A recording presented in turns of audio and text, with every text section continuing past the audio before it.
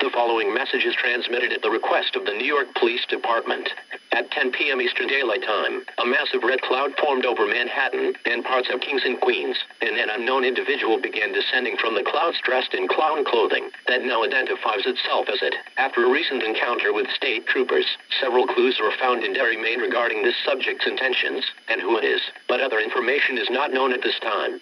Everyone in New York should seek shelter in an interior room on the lowest floor of the building they are currently in. If you are outside, get indoors immediately and put as many objects between you and the outside. It is lethal. It will abduct all children it sees and will violently kill anyone else in its path, causing maximum pain by biting the victim. Seek shelter now. If you stay outside, you will most likely face certain death. Do not investigate any strange noises you hear. If someone in your party goes missing, do not look for them, as you will be putting your life at serious risk. This individual has shown in previous encounters that he is capable of doing many things that a regular human could not. At this time, you need to lock all doors and windows and board them up. The United States government has closed all airspace in the northeastern United States until further notice due to a total of 3 airliners crashing due to this phenomenon. Do not attempt to evacuate. You will put your life at major risk.